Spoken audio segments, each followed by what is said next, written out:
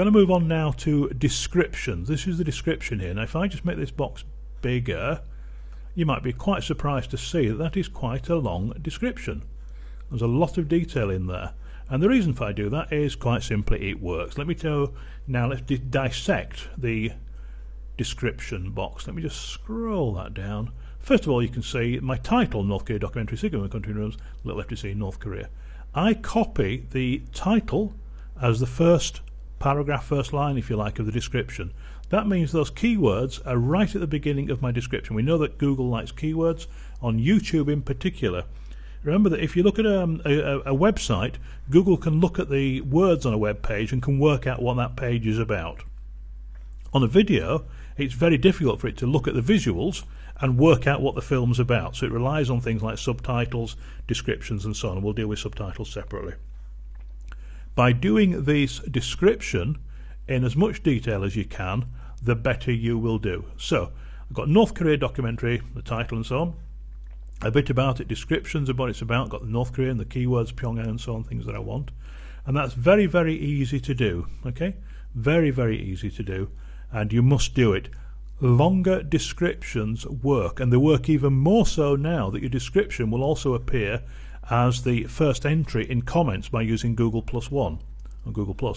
If you put a long description in, it makes a huge difference.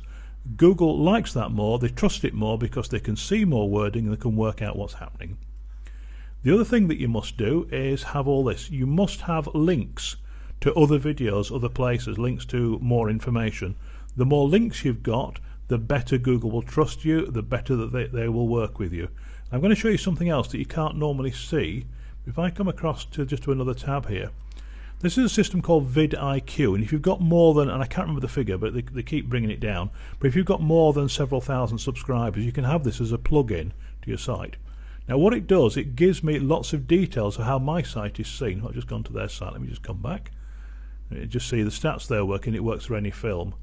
And there's going to be a slight delay when I stop that playing again. Just wait for that. There we go, just pause that. Right, so we get loads of stats on my films, but if you've got vidIQ, try and kill the adverts there. You can also, if you've got vidIQ, it's vidiq.com, you can see the stats on anybody's film, and you can see lots of interesting things which I'll take you through in this section. I get a score of 89 out of 100, so that's very good. Average length of view, there's 5.78 million watched. How many? I've got 293 subscribers as a result of this. How many shares? How many views? 500,000 there, and so on. How many +1s, which is quite new, Facebook comments. But you can also see down there all my tags, which I'll come back to in a second. But you can see I'm getting a very basic thing there in green of 89% is very, very important. One of the reasons we get that is that we have 17 links in the description. Lots of people don't put links. 17 descriptive links, which if I come back to the film you can see it links to my channel, various other things in there. That has really helped that to work. So title, repeat it as the first line in your description. A long description, lots of words, the more details you can give on it the better. Make sure it's in proper English. I'm not suggesting spamming or just putting loads of stuff in there. It must make sense, but that's very easy. If you made a film about something, write about it. It's an extra skill, but it will make an enormous difference to the number of people who see your film.